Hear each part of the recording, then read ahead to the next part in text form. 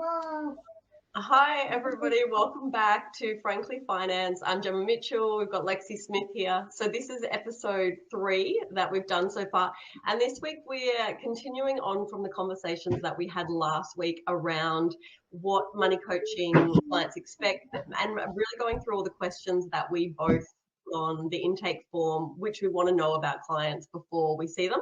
So it makes sure that they're in the best position, we're seeing the right people, and we know what they want to get out of it. So we went through all of our main questions and we ran out of time on the really juicy ones. So we're going to kick back off with that today and go through some examples of the answers and stuff that we get, and all of the cool stuff that we ask customers before we see them. Just a heads up, it's school holidays, so there's kids in the background. We're both sick, but isn't everybody at this time of year? So hopefully you can laugh along with us as we navigate that. And Lexi's children, well, one of them is under the table currently playing with cords, so we'll see how that goes. But I'll hand it over to Lexi to give us a bit of an update, and then we can jump into those questions that we ran out of time for last week. It's funny that my 3-year-old assistant just handed me some money. I don't even know where he got it from, but we're all about money in this household. So the question that we got up to was, what do you hope to gain from this meeting? I'm going to put myself on mute quite a lot because it's very hard to control a 3-year-old, as I'm sure most of you understand.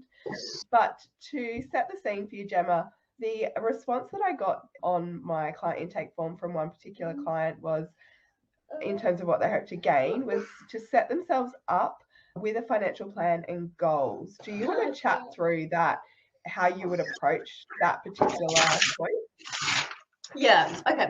So I would say that's a really, really common one. And this is where, as money coaches that have been financial advisors, we would love to just like jump in there, but there's a really gray area on what we can and can't do. It should be pretty black and white, but it's just not. So here I would want to be making it really, really clear that yes, we can have a plan for them, but the language is important, because when you see a financial advisor, you get a statement of advice or an advice plan, and that's really specific, and that's a totally different service than what we offer. So again, like we talked about last week, setting the expectation is really important.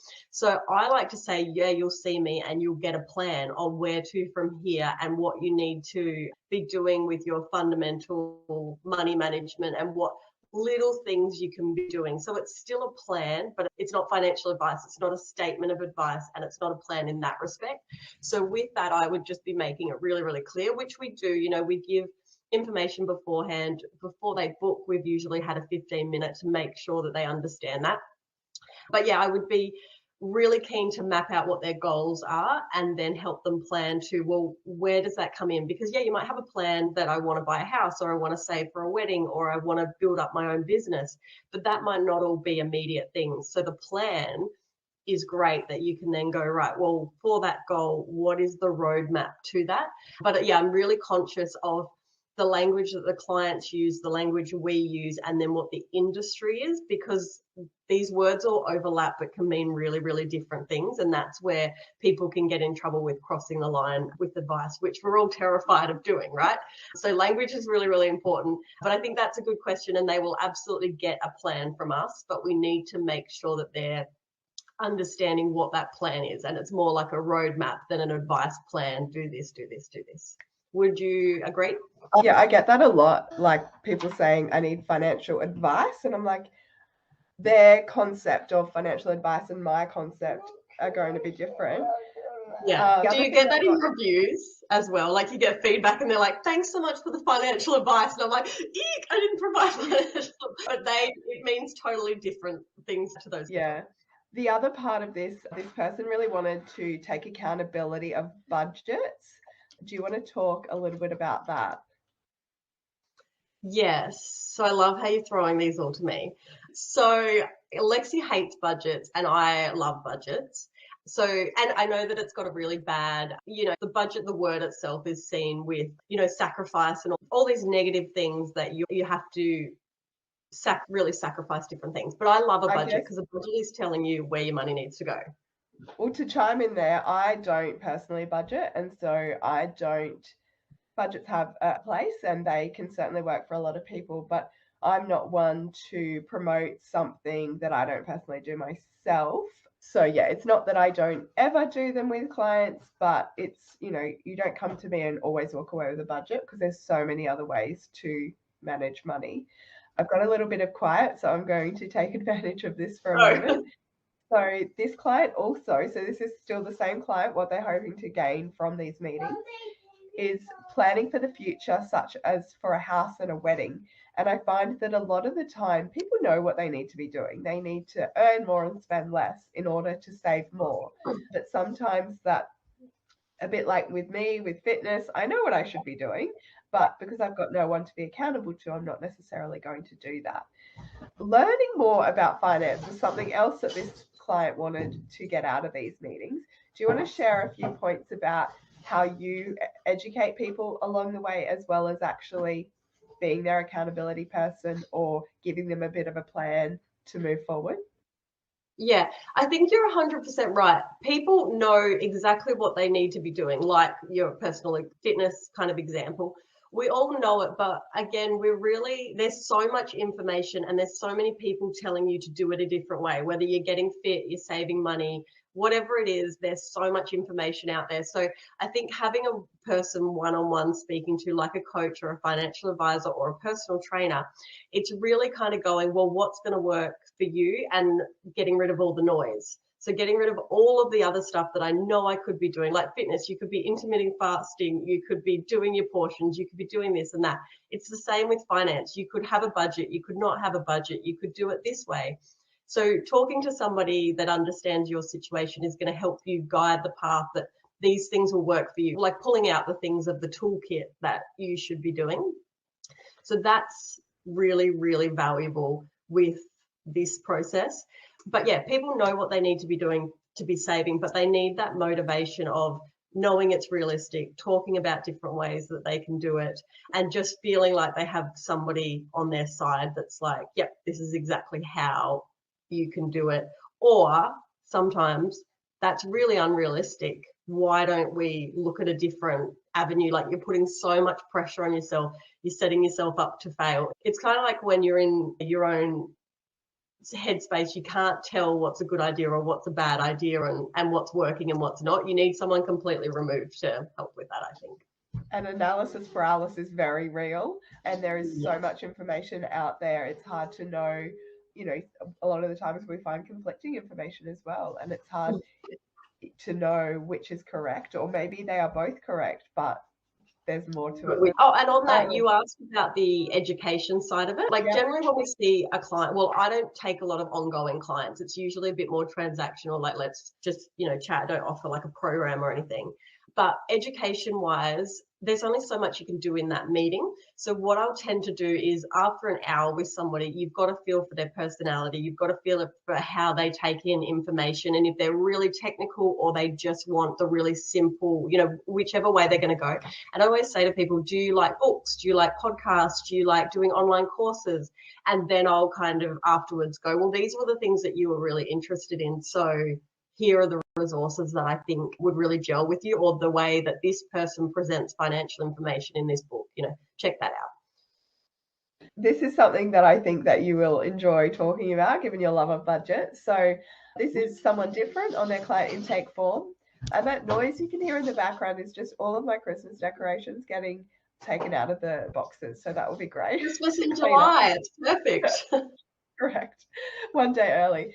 So how do we create a budget when our income comes in at different times? So that variable income. How would you approach that, Gemma? I love this one. So I have a budget that I always talk to people about, like different kinds. Because while I say I love a budget, I don't care what you call it, a cash flow plan, a spending plan. I love a budget because it's like a guidance. It's like bumper rails. But I would never personally or tell anyone else like, oh, I've gone over my budget, so I'm not going to spend that. It's kind of just like a guideline. Like, I don't go to the grocery shop and go, oh, my budget is $200, I'm putting that back. I just mindful of it. And the longer that you have a budget, the more you can be disciplined with it without having to calculate everything. You just know, oh, that doesn't really align with the goal or whatever. But I need a cooler name for it. if anyone wants to help me out. But I have this method on budgeting if you have different income streams or you have inconsistent income. And it's do like a line by line budget, but prioritize the things. So think of like a triangle, and I call it like a waterfall budget because I can't think of anything better. But it's like, so what are the things that have to be paid first? So your housing has to be paid, your debt repayments have to be paid, your food and your transport. They're like the main things, right? And then the next things, what are the next important things to you? Is it you have some direct debits, you have some insurance that needs to be paid, things that could probably be put on hold temporarily, but they're the next important. And then what filters right down the bottom is like, well, I want to save for a holiday. So holiday savings, every time I get paid, like they're right down at the bottom. So as money comes in, it just flows down. And then if there's anything that didn't get paid this month because you didn't work enough, you're self-employed or whatever, you could catch it up next time. But really just the money has trickled down to the most important things first. So that's what I recommend. But I would love, I love adapting budgets and to simpler ways. So if anyone has any other better suggestions, I would love to hear it.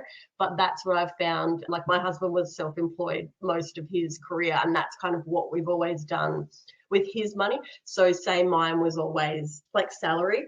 Mine would pay these expenses because they were the important. When his came in, that would be like, well, they go to the discretionary ones because they're nice to haves. But if that money doesn't come in, we know that the important ones have got covered. Awesome. So making sure that if you are on a variable income, that whatever your bare minimum is that you always get, that can cover your, the roof over your head and the food on the table and the bare minimum bills. And then anything on top of that can go towards the more discretionary things like the retail, the eating out. And if your bare minimum income doesn't cover your bills, then maybe actually having a look at other income sources as well. Yeah. And I think with that, when expenses come in, why I also love a budget is because I never want people to get to a week where they're like, oh, my rates or my insurance came in, so I can't do anything this week because I got $1,000 bill. That shouldn't happen in anyone's household. If you know these bills are coming up every single year because you've written them all down, then instead of waiting for $1,000 having to be paid one week, you divide it by how many times you get paid, and you have a little bank account on the side if it's an offset or whatever, and you put your $10, your $20, whatever it is, so that when that bill comes up, your life doesn't stop. There's a cash buffer there for all of those expenses. And I do that for all of my car insurance. I put a buffer in there of, I think it's like $1,000 for in case I have a car service or whatever. So when all these big ones come out, there's just like a bills account there, and that serves as a really good backup for an emergency too, because if the washing machine or the fridge breaks, I'm like, well, I've got money from the rego and everything just sitting there, and I know it's not due for 6 months, so so I think that helps as well. But no regular big bills should be a surprise. They're coming every single year, so you should be accounting for them each pay so it doesn't hurt so much when they come in.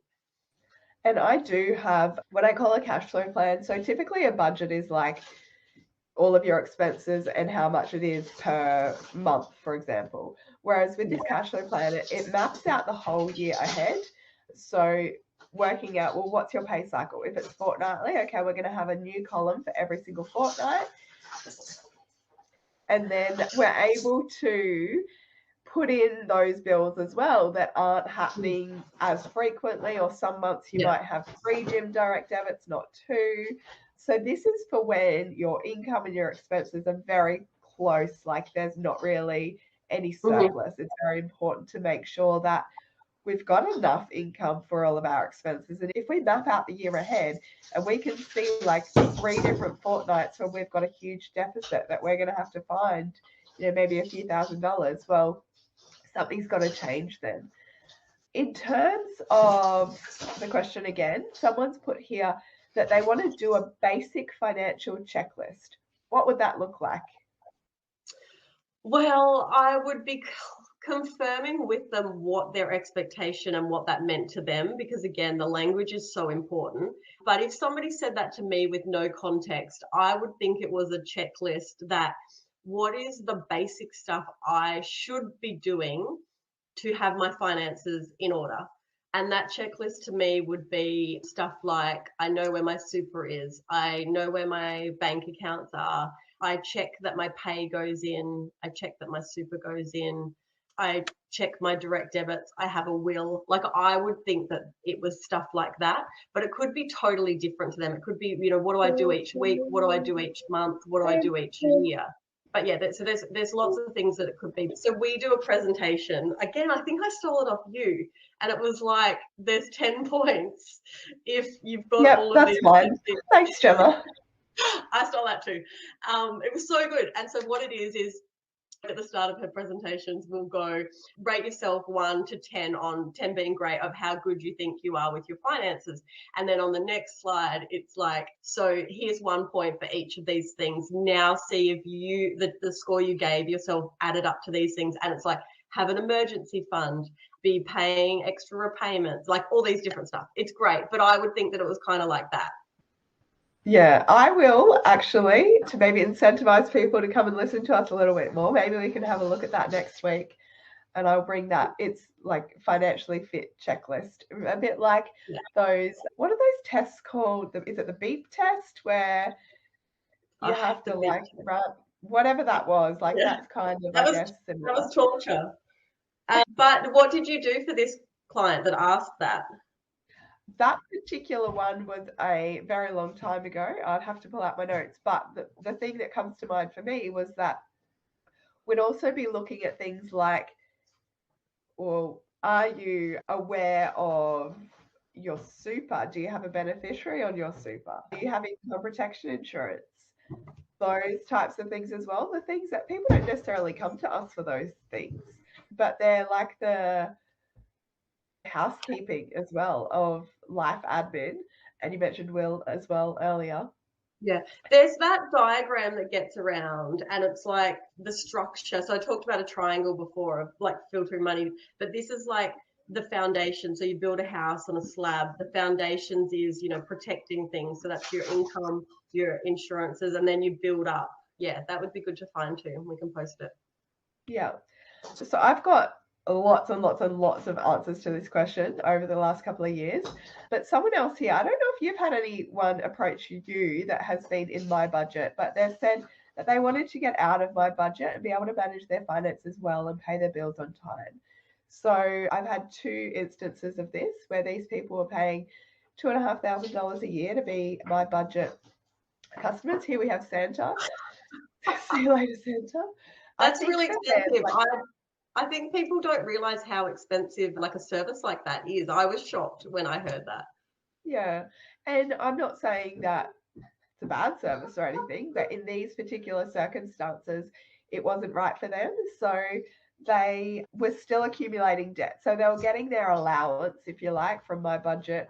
So all their bills got paid. So that's good, getting their allowance. But then there's things that they wanted to get. So they were going to approach like buy now, pay later and payday loans. And they're finding other ways to get extra money.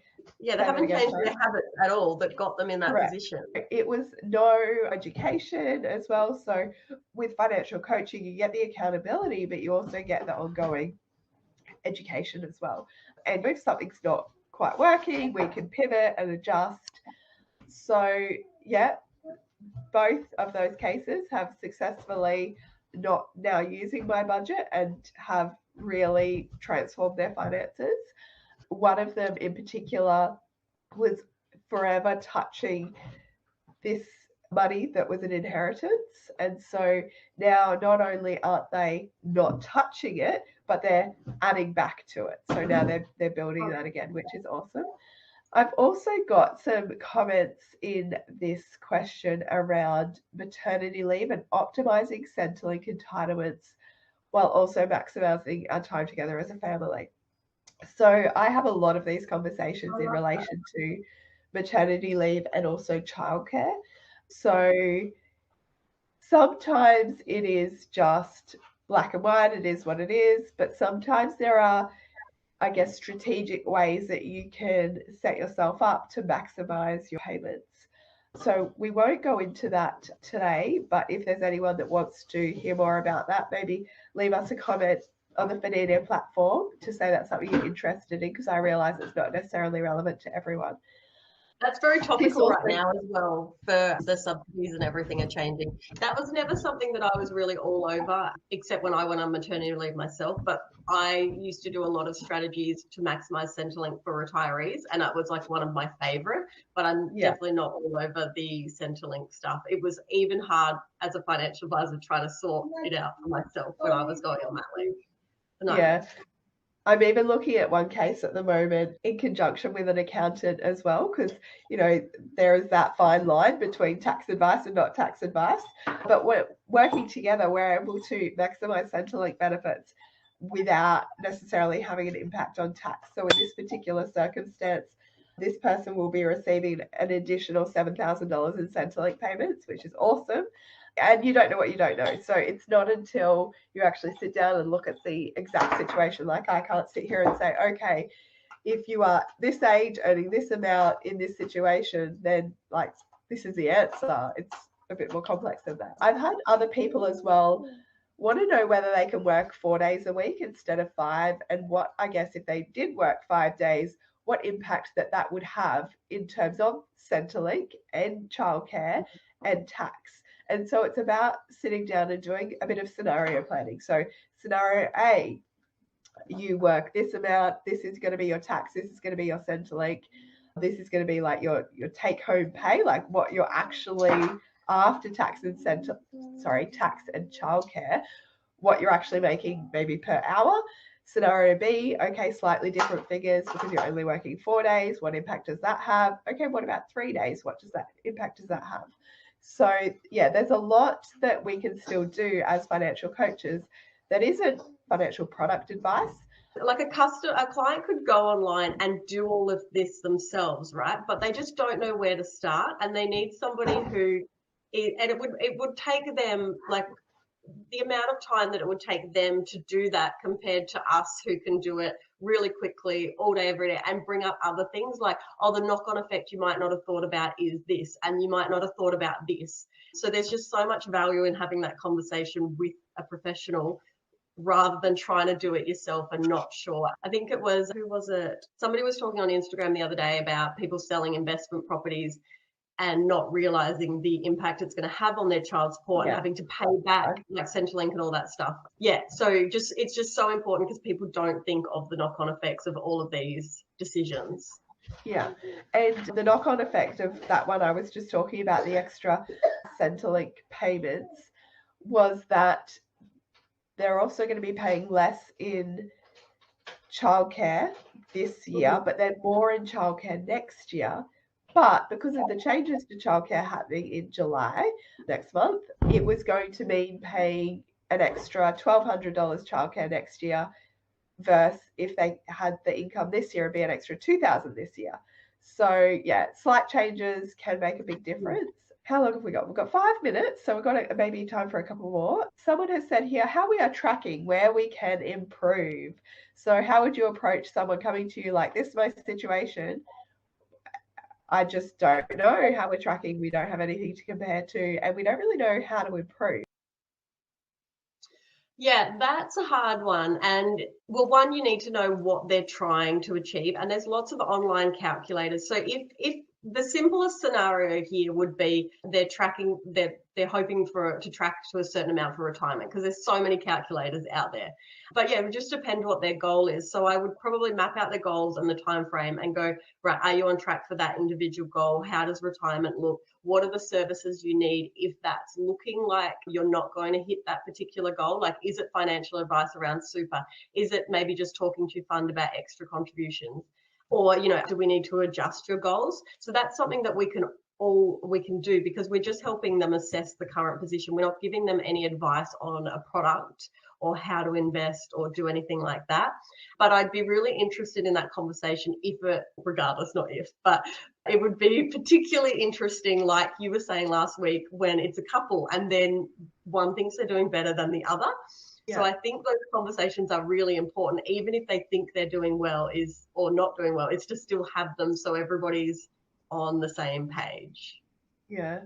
And a lot of the people that I talk to retirement is just like a distant thing that they're not really thinking about. It's more about how are we tracking like right now in this moment, and that doesn't, it might actually translate to retirement, but that's not something on their mind, which is where tracking net worth comes into it as well, because you can't really, with anything in life, compare yourself to other people. You have to compare yourself to, who you were yesterday potentially. Yeah, there's a Actually really good saying that I love, and I can never remember it, but it's pretty much like you can't compare the outcomes or your situation without comparing all of the background, all the resources. So you don't know what education or support or whatever the Joneses or who you're comparing yourself to, and it's irrelevant. Like, you don't know any of the details that got them to where they are. You can only compare against yourself. One of the questions in the, just so we get them covered off, somebody has asked that, back to when we were talking about the checklist, so the ranking out of 10, you find people tend to over or under rank themselves? Definitely. They think they're, I don't know if this is over or under, they think that they're better than what they are in reality. I was going to say the opposite. I think I usually see that people go, oh, maybe like a 5 out of 10, but then they've got the emergency fund, they've got all these things on the checklist. And it's the same with money coaching clients. I find a lot of the time I'm like, hey, you're in a great position. Like, I'm really like proud of like what you've done and what you're telling me you're doing. And whereas they're just like, oh, really? Thanks. So I'm always kind of surprised. I think people think that they're worse than they are. And it really depends on who you are talking to about this. So